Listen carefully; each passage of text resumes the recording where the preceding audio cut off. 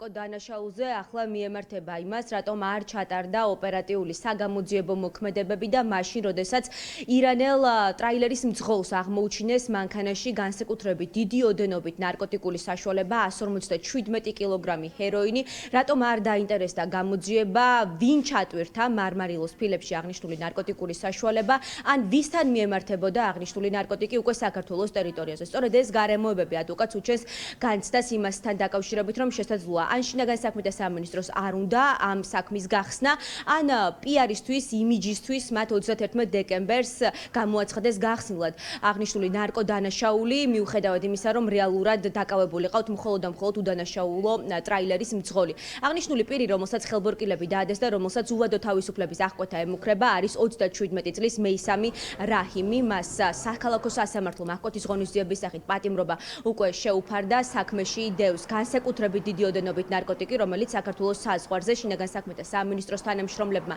ამოიღეს და საქმეში ასევე დევს ბუნებრივია აღნიშნული პირის დაკავებული მამაკაცის ჩვენება, რომელიც ამბობს, რომ მას არანაირი შემხებლობა ამ ნარკოტიკულ საშუალებებთან არ ჰქონია. რაჰიდი ყვება, რომ მან სამუშაო ჩატში მიიღო შეტყობინება იმასთან დაკავშირებით, რომ $2700 სანაცვლოდ ირანიდან საქართველოს ტერიტორიაზე უნდა ჩამოიტანა გარკვეული ტვირთი, აღნიშნული ტვირთი იყო მარმარილოს ფილები და ბუნებრივია ადვოკატი ამბობს, რომ მას არ ჰქონდა იმის ვალდებულება, რომ აღნიშნული მარმარილოს ფილები დაემტვრია და ენახა რეალურად იდო თუ არა ამ ფილებში რაიმე კანონსაწინააღმდეგო.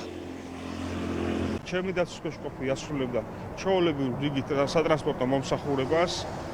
მის ადგილას შესაძლებელია ყოფილიყო ნებისმიერი მძღოლი. ეჭვით არ გააჩნდა მას, რომ შესაძლოა ამ ფილებში რაღაც ყოფილიყო. მას არ გააჩნდა ვალდებული, რომ დაემტვრია ეს ფილები და გადაემოწმებინა საკუთარ იყო თუ არა ნარკოტიკული საშუალება. რომ არ გამხდარიყო საჯარო და რომ არ გაეპიარებინათ პირველივე ეტაპზე დაუყოვნებლივ და განეხორციელებინათ შესაბამის ოპერატიული სამძებრო ღონისძიებები, რა თქმა უნდა, გაირკვეოდა რეალურად ვისთან მიდიოდა ეს ნარკოტიკული საშუალება.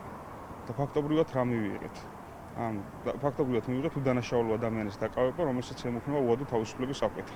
მე მინდა მიმართო საქართველოს გენერალურ პროკურორს, რომ პირად კონტროლზე აიყვანოს აღნიშნული სისხლისამართლის საქმე და არ დაუშვას, რომ აღნიშნული სისხლისამართლის საქმის გამოძიება შემოიფარგლოს მხოლოდ უდანაშაულო პირის პასუხისგებაში მიცემით. რეალურად დანაშაულის ჩავდენი პირები, საერთაშორისო დონის დამნაშავეები იმყოფებიან გარეთ.